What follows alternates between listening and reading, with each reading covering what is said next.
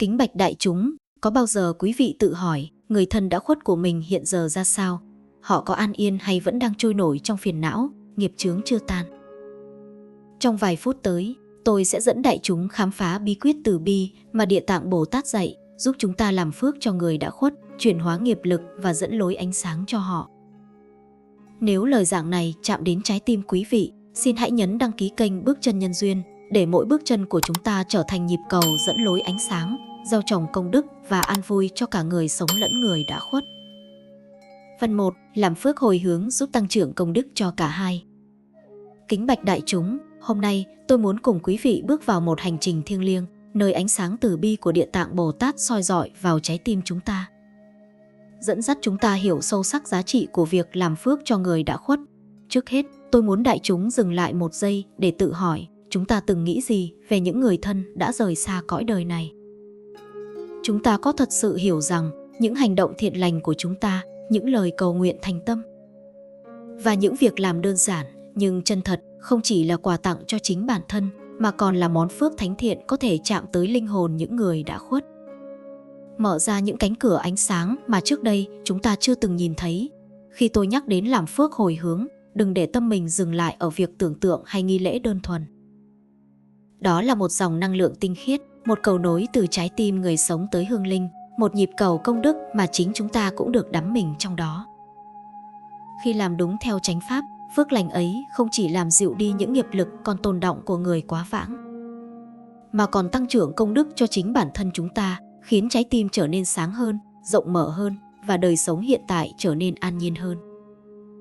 Hãy thử tưởng tượng, mỗi lần chúng ta cúng dường, bố thí hay làm một việc thiện mà không vụ lợi, một dòng ánh sáng vô hình chảy từ tâm chúng ta đến nơi hương linh đang chờ đợi. Những người đã khuất có thể cảm nhận được sự chân thành ấy. Đó không phải là phép màu xa vời, mà là nguyên lý của nhân quả, là sự liên kết không thể phá vỡ giữa thiện hạnh của người sống và sự thanh thản của người đã mất. Tôi xin đại chúng ghi nhớ rằng, khi chúng ta thực hành phước thiện với một tấm lòng chân thật, không toan tính, không tìm kiếm sự đền đáp, thì cả chúng ta và người đã khuất đều nhận được lợi ích. Mỗi việc thiện, dù nhỏ, như một hạt giống gieo vào mảnh đất màu mỡ, sẽ nảy mầm, tỏa bóng mát và sinh ra quả lành mà cả hai bên cùng hưởng. Trong suốt nhiều năm hành trì và chứng kiến sự nhiệm màu của việc hồi hướng công đức, tôi nhận ra rằng không có gì có thể thay thế được tấm lòng chân thành. Nhiều khi, đại chúng hay nghĩ rằng những nghi thức cầu kỳ, những lễ vật đắt giá hay những bài kinh tụng dài mới đủ sức giúp người quá vãng. Nhưng Địa Tạng Bồ Tát dạy chúng ta khác. Ngài nói rằng cốt lõi của mọi việc làm phước là tấm lòng hiếu thảo và lòng từ bi. Khi chúng ta làm phước với tấm lòng an nhiên, không mưu cầu danh lợi, năng lượng thiện lành ấy không chỉ tác động đến hương linh mà còn phản chiếu trở lại chính chúng ta, làm cho tâm hồn mình nhẹ nhàng hơn, thanh tịnh hơn và mở ra những cơ hội mới trong đời sống hiện tại. Đây là bí mật mà nhiều người thường bỏ quên. Làm phước hồi hướng không phải là món quà chỉ dành cho người đã khuất, mà là món quà kép, nơi người sống cũng được nuôi dưỡng tâm linh, được lớn lên trong công đức và trí tuệ. Để làm rõ hơn, hãy nhìn vào từng hành động cụ thể. Khi chúng ta bố thí, cúng dường đúng chánh pháp, chúng ta không chỉ gửi đến người quá vãng những món vật chất tượng trưng, mà quan trọng hơn, chúng ta gửi đi năng lượng thiện lành thuần khiết, giúp giảm nhẹ nghiệp chướng tồn đọng. Khi chúng ta làm việc thiện, giúp đỡ những người khốn khó, mở rộng lòng bi, thì công đức ấy cũng có thể hồi hướng đến hương linh, tạo thành một mạng lưới từ bi lan tỏa rộng khắp. Như vậy, mỗi hành động thiện lành của chúng ta chính là một viên gạch lót đường dẫn người đã khuất ra khỏi u minh, ra khỏi những phiền não chưa giải thoát, và đồng thời là bước chân vững chắc trên con đường tâm linh của chính chúng ta. Đại chúng có thể cảm nhận được sự liên kết này ngay cả khi chỉ quan sát bằng mắt thường. Một trái tim hiền từ, một hành động chân thành, một lời niệm an nhiên, tất cả đều có thể tạo ra thay đổi lớn lao, không chỉ trong thế giới vô hình mà còn trong đời sống hiện tại của chúng ta. Và hôm nay, tôi muốn mời đại chúng cùng tôi, ngay lúc này, để mỗi chúng ta tự hứa với bản thân rằng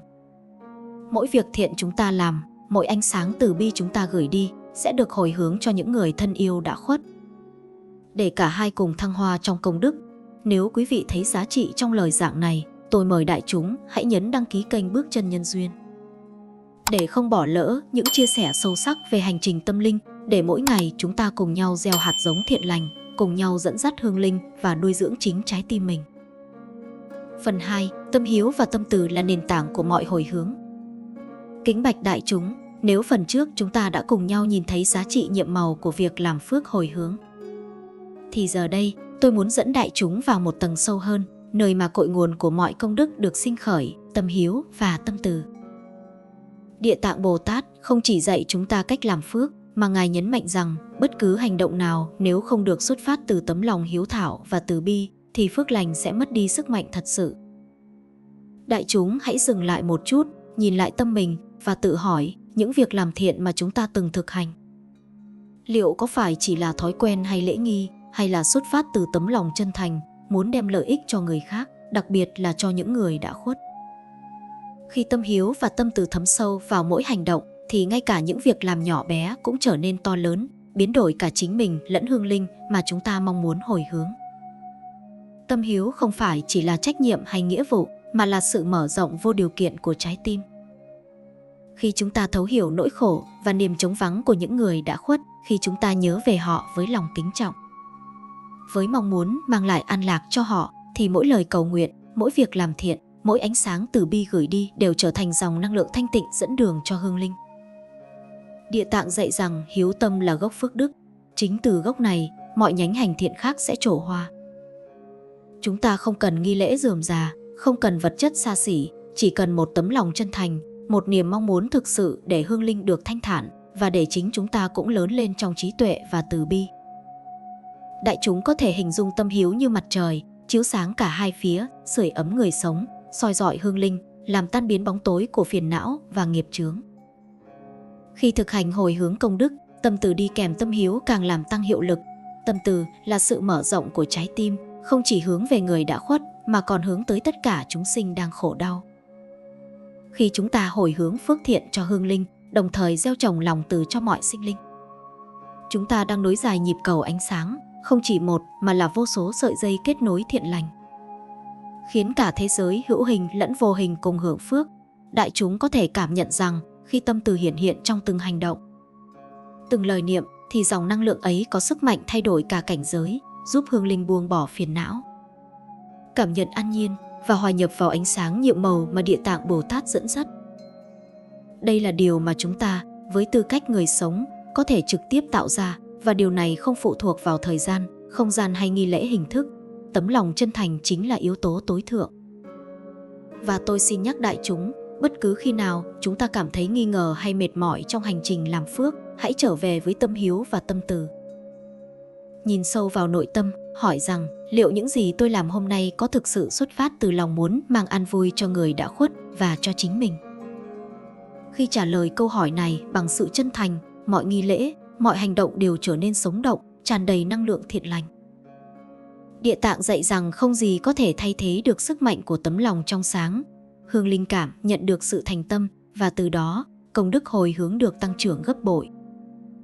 Đại chúng hãy tự nhủ rằng mỗi ngày sống với tâm hiếu và tâm từ là một ngày gieo hạt giống công đức, một ngày mở rộng cánh cửa dẫn hương linh đến ánh sáng. Trước khi kết thúc phần này, tôi muốn mời đại chúng cùng tôi một lần nữa, nếu những lời giảng này chạm vào trái tim, hãy nhấn đăng ký kênh Bước Chân Nhân Duyên để mỗi ngày chúng ta cùng nhau thực hành tâm hiếu và tâm từ, cùng nhau gieo trồng phước lành, dẫn dắt hương linh và nuôi dưỡng chính trái tim mình. Nhấn nút đăng ký không chỉ là theo dõi, mà là một lời cam kết với chính mình rằng mỗi ngày chúng ta sẽ sống trọn vẹn trong hiếu hạnh và từ bi,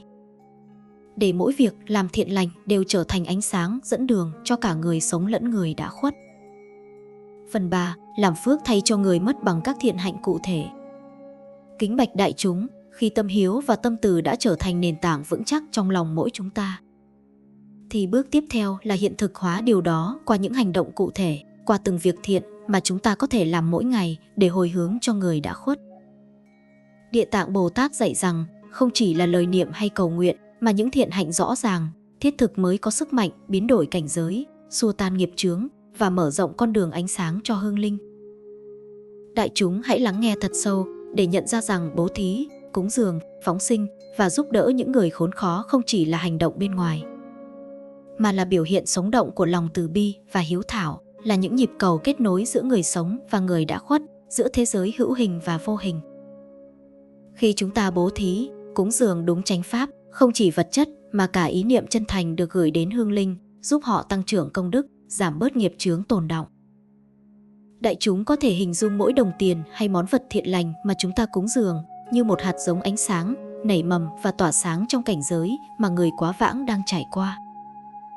Từng hành động, dù nhỏ, nhưng xuất phát từ tấm lòng trong sáng, đều có thể làm dịu đi khổ đau, làm cho người đã khuất cảm nhận được sự quan tâm, được dẫn đường vào trạng thái an nhiên. Và khi chúng ta phóng sinh đúng chánh pháp, giải thoát sinh linh, thì không chỉ sinh linh ấy được lợi, mà công đức ấy còn được hồi hướng cho hương linh, mở rộng lòng bi trong tim người sống, giúp tâm mình không còn chấp trước, hận thù hay phiền muộn. Mỗi chú chim được thả, mỗi sinh vật được cứu, đều là một nhịp cầu từ bi đưa ánh sáng đến hương linh đang cần được dẫn dắt.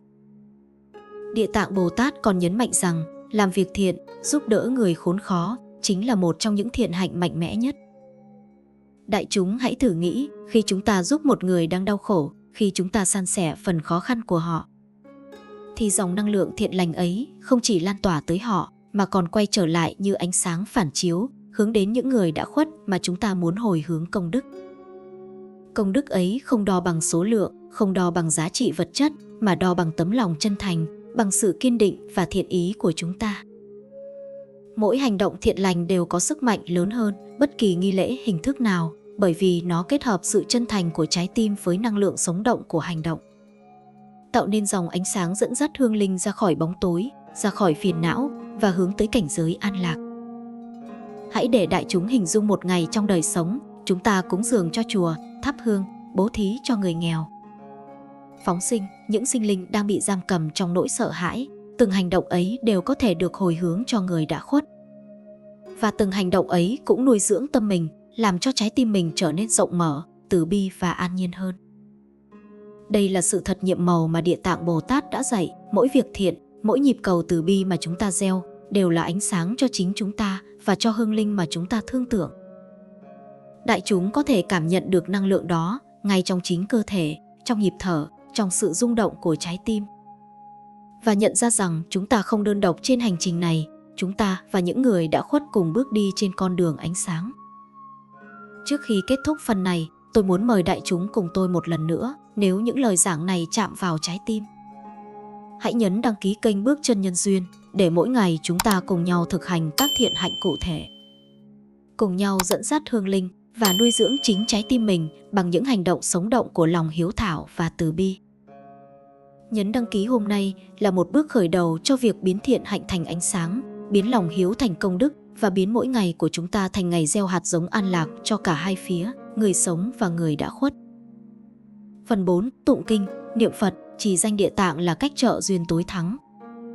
Kính bạch đại chúng, khi chúng ta đã đi sâu vào việc gieo trồng thiện hạnh bằng hành động cụ thể, bước tiếp theo mà Địa Tạng Bồ Tát dạy là việc sử dụng năng lượng của chánh niệm, của câu kinh, của danh hiệu Phật để trợ duyên cho hương linh, mở ra những cánh cửa ánh sáng mà con mắt trần gian khó có thể thấy. Tụng kinh Địa Tạng, niệm Phật, trì danh Địa Tạng không phải chỉ là nghi lễ, không phải là những lời tụng vô hồn, mà là phương tiện thấm sâu vào tâm, giúp chúng ta kết nối trực tiếp với nguồn từ bi vô lượng của Bồ Tát, đồng thời dẫn hướng hương linh ra khỏi nghiệp lực, ra khỏi bóng tối phiền não. Đại chúng hãy hình dung, từng âm thanh của câu kinh, từng nhịp niệm danh hiệu không chỉ vang lên trong không gian mà còn rung động trong lòng người sống, tạo thành những làn sóng năng lượng từ bi, kéo theo ánh sáng soi rọi hương linh, giúp họ buông bỏ phiền não và an nhiên nơi cõi vắng. Địa Tạng Bồ Tát dạy rằng tụng kinh Địa Tạng mang một năng lực đặc biệt phá trừ nghiệp chướng, dẫn đường sáng cho hương linh. Khi chúng ta tụng niệm với tâm thanh tịnh, từng câu chữ trở thành cầu nối vô hình, đưa người quá vãng qua những vực sâu phiền não, mở ra con đường an vui. Niệm Phật và trì chú giúp chúng ta, người sống, giữ tâm an định, buông bỏ sân hận, tham lam và si mê, từ đó công đức hồi hướng được tăng trưởng mạnh mẽ hơn. Năng lực ấy không dựa vào số lượng lần niệm, mà dựa vào sự chân thành, vào sự tập trung tâm ý, vào việc mỗi câu kinh, mỗi tiếng niệm đều được gửi đi như một dòng ánh sáng dẫn đường cho hương linh đang cần. Hãy thử tưởng tượng khi một người sống ngồi xuống tụng kinh, từng âm thanh vang lên hòa cùng nhịp thở, làn sóng năng lượng từ bi lan tỏa khắp không gian, đi xuyên qua thời gian, chạm đến hương linh mà chúng ta hồi hướng. Ánh sáng ấy không phải ảo tưởng, mà là năng lượng thật sự, có thể làm dịu đi phiền não, giúp hương linh tìm thấy sự an nhiên. Khi niệm danh hiệu Địa Tạng, chúng ta không chỉ cầu nguyện cho người quá vãng, mà còn tạo ra sự tương tác giữa thế giới hữu hình và vô hình, khiến năng lượng thiện lành lan tỏa khắp cả hai cõi. Mỗi câu kinh, mỗi tín niệm là một viên gạch xây nên nhịp cầu dẫn lối, đưa hương linh ra khỏi u minh và hướng họ tới cảnh giới an lạc mà Địa Tạng Bồ Tát đã soi đường. Đại chúng cũng cần hiểu rằng, việc tụng kinh, niệm Phật hay trì danh không phải là phương tiện mua chuộc cho hương linh, mà là cách trợ duyên tối thắng, giúp họ nhận được ánh sáng, giúp tâm họ an định và đồng thời nuôi dưỡng tâm chúng ta. Khi tâm người sống thanh tịnh, năng lực hồi hướng tự nhiên mạnh mẽ và chúng ta trở thành điểm tụ hội năng lượng thiện lành, nơi công đức tích tụ, nơi hương linh có thể nương tựa để an nhiên giải thoát. Đây là mối liên hệ kỳ diệu mà chỉ có người thực hành với tâm chân thành mới cảm nhận được. Mỗi tín niệm là mỗi bước dẫn đường, mỗi câu kinh là một làn sóng từ bi, mỗi nhịp thở là một nhịp cầu nối giữa thế giới hiện tại và cõi vĩnh hằng. Trước khi kết thúc phần này, tôi muốn mời đại chúng cùng tôi một lần nữa, nếu những lời giảng này chạm đến trái tim. Hãy nhấn đăng ký kênh Bước Chân Nhân Duyên để mỗi ngày chúng ta cùng nhau tụng kinh, niệm Phật, trì danh Địa Tạng, cùng dẫn dắt hương linh, nuôi dưỡng tâm mình và lan tỏa ánh sáng từ bi đến mọi cảnh giới. Nhấn đăng ký hôm nay không chỉ là theo dõi, mà là cam kết sống với chánh niệm, sống với tâm từ bi và biến mỗi ngày của chúng ta thành ngày gieo trồng ánh sáng và công đức cho cả người sống lẫn người đã khuất. Phần 5. Nhắc người sống tạo phước cho chính mình để nuôi dưỡng người đã khuất. Kính bạch đại chúng, khi chúng ta đã thực hành thiện hạnh cụ thể, đã tụng kinh niệm Phật và trì danh Địa Tạng, bước tiếp theo mà Địa Tạng Bồ Tát muốn chúng ta thấu hiểu là mối liên hệ mật thiết giữa việc người sống tạo phước cho chính mình và lợi ích mà người đã khuất được nhận. Đại chúng có thể chưa nhận ra rằng hương linh chỉ hưởng được một phần nhỏ từ phước thiện mà chúng ta hồi hướng. Phần lớn sự an lạc và thăng hoa của họ phụ thuộc vào việc chúng ta, những người còn sống, tự thanh lọc tâm mình, tự tu hành, tự sống thiện lành và nuôi dưỡng tâm từ bi mỗi ngày. Địa Tạng dạy rằng, khi con cháu sống thiện, người mất được ánh sáng nương theo mà thăng hoa và sự bình an của họ phản chiếu trở lại đời sống chúng ta, làm cho trái tim chúng ta an nhiên và gia đình trở nên hòa thuận, tràn đầy công đức. Hãy hình dung mỗi ngày chúng ta lựa chọn sống thiện, giữ tâm trong sáng, giúp đỡ những người xung quanh, không chỉ là hành động mang lại lợi ích hiện tại, mà còn là cách mở rộng ánh sáng dẫn lối cho người đã khuất. Mỗi việc làm thiện, mỗi niềm từ bi, mỗi nỗ lực rèn luyện tâm lành đều được tích lũy và kết nối với hương linh như những nhịp cầu vô hình nhưng vững chắc. Khi gia đình sống trong thiện hạnh, người đã khuất được nâng đỡ bởi năng lượng từ bi và công đức của chúng ta, họ cảm nhận được sự quan tâm và tình thương và từ đó dễ dàng buông bỏ phiền não, hướng tới cảnh giới an lạc. Đây là bí quyết mà không phải ai cũng nhận ra, hạnh phúc của người đã khuất phụ thuộc phần lớn vào sự tu sửa, hành thiện và công đức mà chúng ta người sống tạo ra. Địa Tạng Bồ Tát nhắc nhở rằng, việc sống thiện không chỉ là cho người quá vãng, mà còn là món quà quý báu cho chính bản thân chúng ta. Khi chúng ta trau dồi tâm lành, gieo trồng từ bi, thì mọi nghiệp chướng trong đời sống hiện tại cũng được thanh lọc, tâm trí trở nên sáng suốt, và chúng ta có thể dẫn dắt hương linh với tấm lòng an nhiên, không vướng mắc, không oán hận. Đại chúng hãy tự hỏi, liệu mỗi ngày tôi có đang sống đủ thiện lành để những người đã khuất được hưởng trọn ánh sáng? Liệu những hành động, lời nói và tư tưởng của tôi có đang gieo hạt giống an lành để cả tôi và hương linh đều được lợi ích? Khi trả lời câu hỏi này bằng sự chân thành, chúng ta nhận ra rằng việc hồi hướng phước thiện không phải là việc làm một lần, mà là hành trình từng ngày, từng bước, từng nhịp thở, trong đó cả người sống lẫn người đã khuất cùng đồng hành trên con đường ánh sáng. Trước khi kết thúc phần này, tôi muốn mời đại chúng cùng tôi một lần nữa, nếu lời giảng này chạm vào trái tim. Hãy nhấn đăng ký kênh Bước Chân Nhân Duyên để mỗi ngày chúng ta cùng nhau sống thiện, tu tâm, tạo phước cho chính mình và nuôi dưỡng hương linh đã khuất, biến mỗi hành động của mình thành cầu nối ánh sáng, để cả người sống lẫn người đã khuất đều cùng hưởng công đức và an vui. Nhấn đăng ký hôm nay là một lời cam kết rằng mỗi ngày của chúng ta sẽ là một ngày gieo trồng hạnh phúc và ánh sáng cho cả hai thế giới. Phần 6. Kiêng sát sinh, nuôi dưỡng tâm lành để không tăng thêm nghiệp cho hương linh. Kính bạch đại chúng, khi chúng ta đã hiểu rằng việc tạo phước cho chính mình là cách nuôi dưỡng người đã khuất, thì bước tiếp theo là nhận thức sâu sắc về nguyên lý kiêng sát sinh, giữ tâm lành để không gieo thêm nghiệp chướng cho hương linh. Địa Tạng Bồ Tát dạy rằng, ngay cả trong những dịp tưởng nhớ hay cúng dỗ, nếu chúng ta sát sinh, dù vô tình hay theo thói quen, thì nghiệp lực ấy sẽ chồng chất lên hương linh, khiến họ thêm nặng nề, thêm phiền não và khó thăng hoa trong cảnh giới mà ánh sáng của công đức và từ bi đang chờ đợi. Đại chúng hãy nhìn thật sâu, việc chọn sống và hành thiện bằng cách kiêng sát sinh không chỉ là việc làm cho người đã khuất, mà còn là sự rèn luyện bản thân, là cách nuôi dưỡng tâm lành, gieo trồng thiện hạnh để cả hai phía cùng hưởng lợi ích. Thay vì sát sinh, chúng ta có thể lựa chọn thực phẩm chay, hương hoa hoặc bố thí cho người nghèo như một cách gửi năng lượng thiện lành tới hương linh. Mỗi việc làm ấy, xuất phát từ tấm lòng trong sáng, đều trở thành nhịp cầu dẫn lối, mở rộng ánh sáng cho những người đã khuất. Khi chúng ta thay đổi cách thức tưởng nhớ, từ những nghi lễ mang sát sinh sang những hành động thiện lành, lòng từ bi của chúng ta được nuôi dưỡng, tâm trí trở nên thanh tịnh và công đức hồi hướng cho hương linh tăng lên gấp bội. Đây chính là minh chứng cho thấy hành động và tâm niệm đi đôi với nhau mới tạo nên sức mạnh thật sự, không chỉ cứu rỗi hương linh mà còn nâng đỡ chính chúng ta trong hành trình tu tập. Đại chúng hãy hình dung từng hành động nhỏ, thắp hương hoa, bố thí thực phẩm chay, giúp đỡ người nghèo khó hay phóng sinh những sinh linh đang bị trói buộc trong nỗi sợ hãi. Mỗi hành động ấy, dù đơn giản, đều mang năng lực vô biên khi chúng ta hồi hướng công đức cho người đã khuất. Ánh sáng của công đức từ tâm lành và từ bi ấy như dòng sông chảy nhẹ nhàng nhưng kiên định, mang theo sự thanh tịnh, dẫn dắt hương linh ra khỏi phiền não và hướng họ tới cảnh giới an vui. Địa Tạng Bồ Tát nhắc nhở rằng, nuôi dưỡng tâm lành chính là một trong những cách mạnh mẽ nhất để bảo vệ và nâng đỡ hương linh, giúp họ thăng hoa trong cõi vô hình, đồng thời làm cho trái tim chúng ta trở nên rộng mở và thanh thản. Trước khi kết thúc phần này, tôi muốn mời đại chúng cùng tôi một lần nữa, nếu những lời giảng này chạm vào trái tim,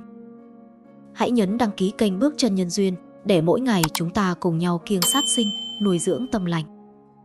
và biến mỗi hành động thiện lành thành nhịp cầu ánh sáng dẫn dắt hương linh, giúp cả người sống lẫn người đã khuất cùng hưởng công đức và an vui. Nhấn đăng ký hôm nay là một cam kết sống trong từ bi, gieo trồng thiện hạnh và tạo nên nhịp cầu ánh sáng không ngừng nối giữa hai thế giới.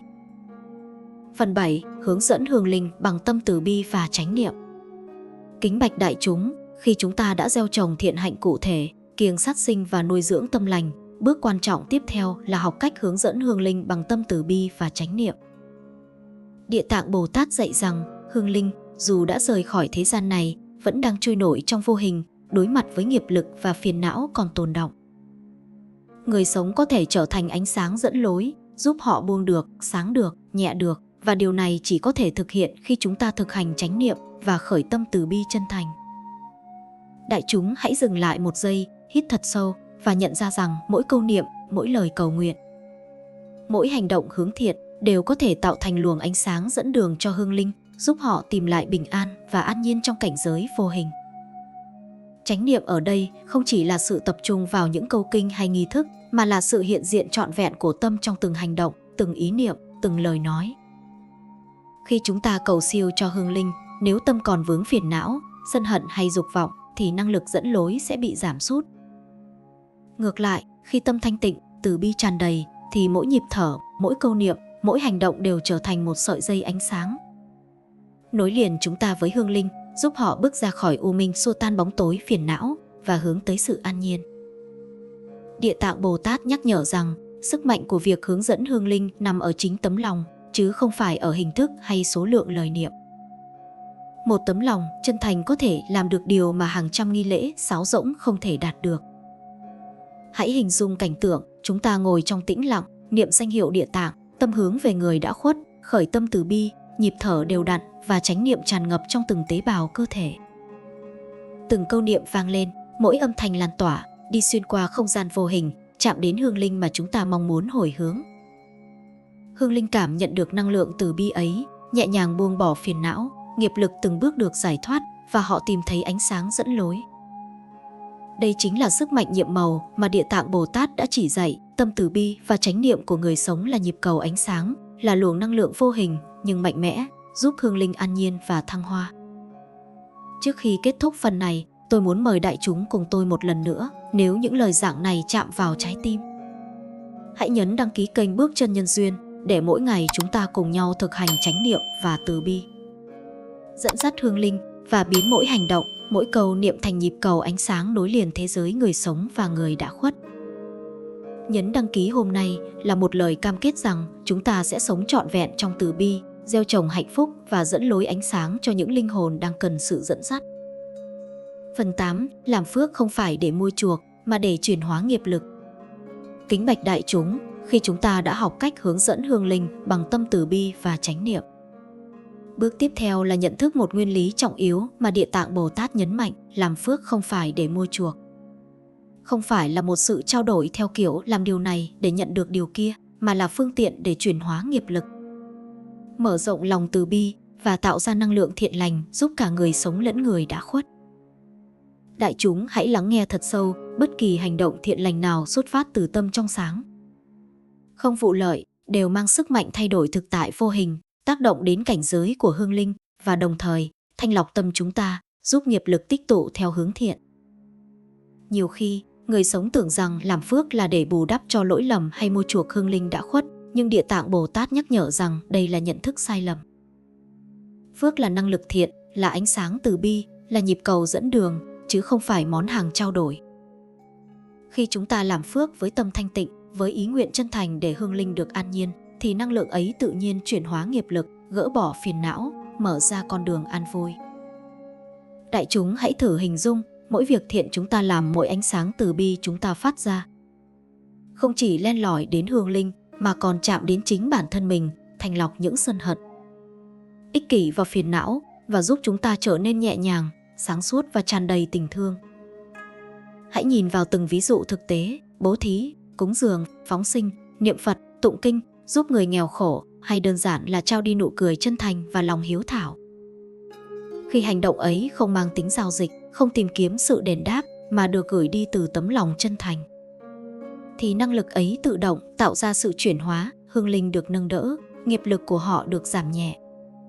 cảnh giới vô hình trở nên sáng tỏ hơn, và chính người sống cũng được trải nghiệm niềm an lạc sâu sắc, tự tại trong tâm hồn. Đây là minh chứng sống động rằng phước thiện thực sự là năng lượng biến đổi, không phải vật chất hay danh lợi bên ngoài. Đại chúng hãy nhớ rằng hành động làm phước là hành trình thanh lọc tâm, gieo trồng từ bi và mở rộng cánh cửa dẫn lối cho hương linh. Khi chúng ta làm phước không vụ lợi, không cầu đền đáp, thì ánh sáng từ bi lan tỏa, giúp hương linh buông bỏ phiền não và giúp chúng ta trở thành con người rộng mở, an nhiên và thấu hiểu hơn. Đây chính là chân lý mà Địa Tạng Bồ Tát muốn nhấn mạnh: làm phước là cách chuyển hóa nghiệp lực, là nhịp cầu nối hai thế giới, và là món quà vô giá mà chúng ta trao cho cả người sống lẫn người đã khuất. Trước khi kết thúc phần này, tôi muốn mời đại chúng cùng tôi một lần nữa, nếu những lời giảng này chạm vào trái tim, hãy nhấn đăng ký kênh Bước Chân Nhân Duyên để mỗi ngày chúng ta cùng nhau làm phước từ tâm trong sáng, cùng nhau chuyển hóa nghiệp lực và dẫn dắt hương linh đến cảnh giới an lạc, giúp cả người sống lẫn người đã khuất cùng hưởng công đức và an vui. Nhấn đăng ký hôm nay là một lời cam kết rằng mỗi hành động thiện lành của chúng ta sẽ trở thành ánh sáng dẫn đường, gieo trồng phước lành và nuôi dưỡng tâm từ bi không ngừng. Phần 9. Quan trọng nhất, sống trọn lành, đó là món quà lớn nhất dành cho người đã khuất. Kính bạch đại chúng, khi chúng ta đã cùng nhau đi qua 8 bước quan trọng từ làm phước hồi hướng, nuôi dưỡng tâm hiếu và từ thực hành thiện hạnh cụ thể, tụng kinh niệm Phật, tu tập cho chính mình, kiêng sát sinh, hướng dẫn hương linh bằng chánh niệm, cho đến làm phước không vụ lợi, thì bước cuối cùng, quan trọng nhất mà Địa Tạng Bồ Tát muốn chúng ta thấu hiểu là sống trọn lành. Sống trọn lành không chỉ là hoàn thiện nghi lễ hay hành động thiện hạnh bên ngoài, mà là sống chân thật với tâm mình, tu sửa tâm hồn, giữ gìn tâm trong sáng và gieo trồng hạt giống từ bi, hiếu hạnh trong từng phút giây của đời sống. Đây chính là món quà vô giá mà chúng ta dành cho người đã khuất, là ánh sáng bền lâu dẫn dắt hương linh ra khỏi phiền não, hướng về cảnh giới an nhiên và thăng hoa. Địa Tạng Bồ Tát dạy rằng hương linh được nâng đỡ nhiều nhất khi con cháu biết tự thanh lọc tâm, hành thiện và tu hành chân thật. Khi chúng ta sống trọn lành, mỗi lời nói, mỗi việc làm, mỗi ý niệm đều trở thành năng lượng thiện lành, chạm đến hương linh, mở ra con đường ánh sáng và làm nhẹ đi nghiệp lực còn tồn đọng của họ. Đại chúng hãy nhìn sâu vào đời sống mình, liệu mỗi ngày chúng ta có đang sống đủ chân thật, đủ thiện lành để hương linh cảm nhận được sự quan tâm, sự hiếu hạnh và sự từ bi mà chúng ta dành cho họ. Khi chúng ta trả lời câu hỏi này bằng sự chân thành, chúng ta nhận ra rằng sống trọn lành không chỉ là việc làm cho người quá vãng, mà còn là cách chúng ta tự nuôi dưỡng tâm mình, biến mỗi ngày trở thành một hành trình gieo trồng phước lành và ánh sáng. Sống trọn lành là sự kết hợp của tất cả các bước trước: tạo thiện hạnh cụ thể, tu tập chánh niệm, gieo trồng từ bi, kiêng sát sinh và làm phước từ tâm trong sáng. Khi tất cả được thực hành liên tục và đồng bộ, mỗi hành động, mỗi nhịp thở, mỗi câu niệm trở thành một dòng năng lượng dẫn dắt hương linh, giúp họ buông bỏ phiền não, giảm nhẹ nghiệp lực và hòa nhập vào ánh sáng nhiệm màu mà Địa Tạng Bồ Tát đã soi đường. Đây là món quà trọn vẹn, không vật chất nào có thể sánh bằng và cũng không nghi lễ nào có thể thay thế. Chỉ có sự sống thiện lành, chân thật và liên tục của chúng ta mới có thể mang lại hạnh phúc lâu dài cho người đã khuất, đồng thời nuôi dưỡng trí tuệ, lòng từ bi và sự an nhiên nơi chính mình. Trước khi kết thúc toàn bộ bài pháp hôm nay, tôi muốn mời đại chúng cùng tôi một lần nữa. Nếu lời giảng này đã chạm vào trái tim, hãy nhấn đăng ký kênh Bước Chân Nhân Duyên để mỗi ngày chúng ta cùng nhau sống trọn lành, hành thiện từ tâm và biến mỗi hành động của mình thành nhịp cầu ánh sáng dẫn dắt hương linh, nuôi dưỡng tâm từ bi và gieo trồng phước lành cho cả hai phía, người sống và người đã khuất. Nhấn đăng ký ngay hôm nay để cam kết rằng mỗi bước chân của chúng ta sẽ đi trong hiếu hạnh, từ bi và dẫn dắt ánh sáng không ngừng, biến mỗi ngày trở thành hành trình gieo trồng hạnh phúc và an vui vĩnh hằng.